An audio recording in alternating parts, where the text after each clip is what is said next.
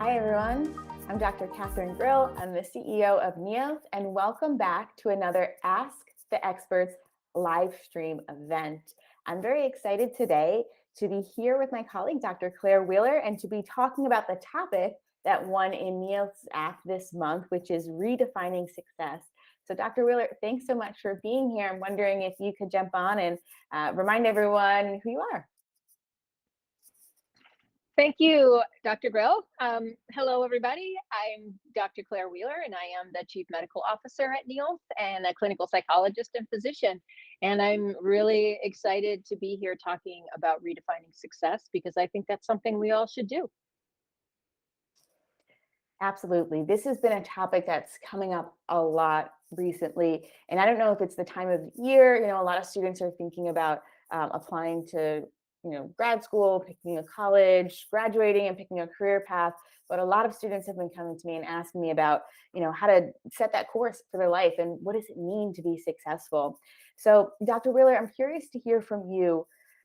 What I've been hearing from students is that they typically define success by external achievements. So reaching a certain kind of degree in their education or certain kind of financial status, amount of money you're making, or even career achievements. How does defining success by external achievements affect somebody's mental health? That's a great question. And I think it's a very important one because most of us are guided by external cues about whether or not we're successful. And this starts even when we're little kids, when we get praised for some things and maybe punished for others. And so we learn very early on that there's a system outside of ourselves that really is kind of steering us toward acceptance and approval. And really when you kind of analyze this, what is success about? Is success about the approval of other people, or is it about having a sense of gratification and investment in what you do every day? I've had many careers. I've been an ER doctor and a psychologist, and now I work at Neolth. And every time I decide to make a change in my career, it's not based on whether or not I think I'll be more or less successful as one thing or another. It's how do I feel at the end of the day when I've done work and I can look back and see what I accomplished and how is the world any different today or this year than it was before? Am I making a difference? And if that's important to me. For some people, it's more important to be creative or it's more important to be helpful. And I think one of the keys to finding your own North Star is to learn how influenced you are by what other people expect and check in with yourself about how those things make you feel, because we are guided by a lot of things, but thinking is only one, feeling is another.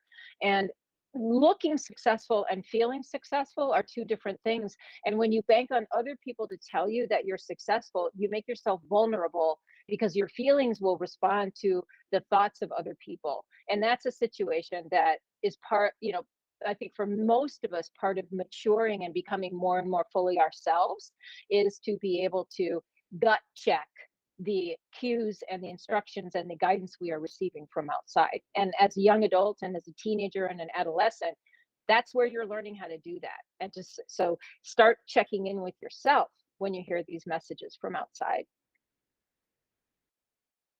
Wow, great advice. As always, a couple of things really stuck with me. I love your advice around finding a North Star and that internal satisfaction. What is giving you joy or making you feel happy about getting up every day and doing the things that you're doing, and whether it's your school, career, or hobby, like what brings you joy and how can you spend time on that, and really more of a focus on sounds like internally versus that external approval. I think sometimes when we're looking for the external approval, and it reminds me of social media a lot, getting a certain amount of likes, for example, it's never enough. It's you get a certain amount, you get used to it, and you want more and more. And it just feels like it can be the same with education or career and different achievements. You're reaching different levels, but there's still this kind of mindset of lacking or it's never enough. And when you're stuck in that mindset, it can really lead to things like, feeling burnt out, having a lack of satisfaction, feeling depressed. And it just becomes this vicious cycle of, I always need to do more. I need to get more external validation. So it sounds like, Dr. Wheeler, there really is a case for shifting the way we redefine success away from external validations, different awards, things like that, more to internal satisfaction and how am I feeling? What are my values? So I'm wondering if you could talk a little bit more about that in this. You have this finding this North Star. I really love that idea, how people can start to do that. Great, thank you. One thing that I also think about when I think about success is, and also just my everyday process of living and working, is that success is often defined by the end product, by a goal, by achieving a goal. Um, and not there's not enough emphasis put on the process or the journey. And a lot of, that old saying, the journey is the destination. So sometimes reframing your definition of success could involve thinking about the process of getting somewhere. People often ask me, don't you feel like it was a waste to go to medical school since you don't practice medicine anymore? Was that a failure? And to me, that is exactly the opposite, because I loved every minute of being a medical student and practicing medicine. And then I moved on to something else. And so I had to fend off people tisking and really saying I was a failure because I chose to make that career change. But I knew that I had been fully invested in that process, and I was ready to fully invest in another process, not thinking so much about an MD or a degree or anything or a license, but what about the part along the way? Because we often think about the starting line and the finish line, and we don't think about all the miles in between. But that's where you live, is the process toward one's goals. So that's one thing. Another thing is to think about process versus goals. Another thing is to think about motivation. So if you are working toward a goal, there's two fundamental types of motivation. One is extrinsic and the other is intrinsic. And as you can see, that goes hand in hand with what we're talking about from external versus internal validation. If you are internally motivated toward a goal, if it's something that you really want and believe in, then you're much more likely to accomplish that goal. And you're more likely to enjoy the process of accomplishing that goal. And so sometimes, and I know this because I see a lot of pre-med students in my office hours who are being pushed by their parents into going to medical school. I've had students in tears because they want to be something else. And so I get it. Like, all this talk that we're saying right now about intrinsic, extrinsic, your own North Star is tough when you're still with your parents or, being told what to do. So, at whatever stage you are in this process, it's never too early to at least start checking in with yourself to see, is this true for me? And at what point in my life, maybe can I start to bend what I'm doing more in alignment? We talk about this a lot, being in alignment with your values. And I got to say, that's a very peaceful, successful place to be.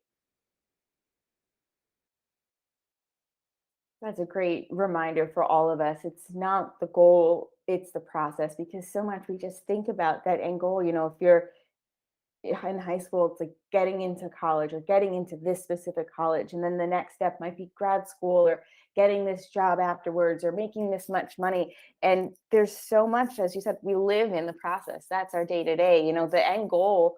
And I've even found this in my personal life, when you're working for something for years and you're so fixated on it, you can kind of get there and then you're like, not as satisfying as I thought. And then, that's just one day of your life when you have that achievement or that graduation. And so that process is where we spend time in between, and really wanting to make the most out of our lives and enjoy our lives is, to be able to enjoy the process and kind of start to see the bigger picture. So again, shifting that mindset.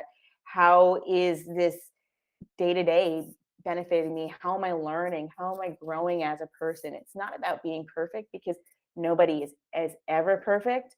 But it's really about how am I consistently kind of growing and learning new things about myself. And I was actually just talking to someone about this earlier today too. Like you said, you had went to school, and then people said, well, you need to use that degree. And we're in a similar boat, because I also went to school and am not practicing right now as a research scientist, but I have that degree. Um, and somebody else I was talking to, similar, kind of in the health field, and didn't end up using that degree. And I think that's really common. I think a lot of people are trying something, they're finding out what they like, and then they're realizing, what? I learned so many great things from this experience, whether it was this job, this education, but using them in this way isn't working for me. I want to take these things I learned and use them in another way. So really having that gut check moment and that courage to kind of recognize what is your North Star and follow it. Now, it's a lot easier said than done, especially as Dr. Wheeler brought up, if you're still living with parents, if they're paying for school, They want you to go and do a certain degree. So I think it's really a moment where we might want to start to think about, how can I start to open those channels of communication and try to see if I can be honest around, what I'm feeling and why, and see if we can come to some sort of mutual agreement. Um, Gosh, as always, time is flying by. So maybe just kind of as a last question here, Dr. Wheeler, any tips for shifting the mindset to kind of redefine success? If you're finding yourself in a moment where, you're really stuck or fixated on external validation, you're feeling like I'm just not good enough, I'm not successful enough. What can you do in that moment to start to shift that mindset, and to really kind of recognize your own self-worth? Great. And yeah, in a very short time, there are a few things. One of the things that I think is a good two things really. First of all, manage your physiology. When those thoughts come up, a lot of times it'll immediately evoke a bit of a stress or anxiety response.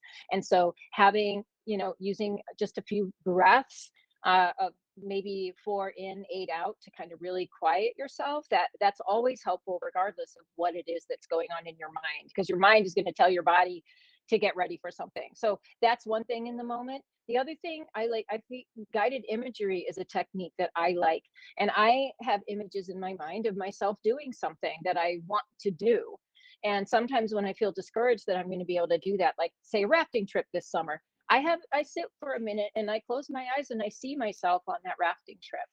So, you know, enjoying the process, but also having accomplished the goal of getting on that trip. And so imagery is something that you have total control over when you pay attention to the imagery in the movies that are playing in your head. And you can be the producer and director and screenwriter and cinematographer of that movie. And you can create your own 1 minute clip inside your consciousness. And studies have shown, even in Olympic athletes, this has been shown. For example, Michael Phelps in the last Olympics, his goggles slipped off his eyes halfway through a race and he won the gold medal. And you know why? Because he had practiced with guided imagery that exact scenario.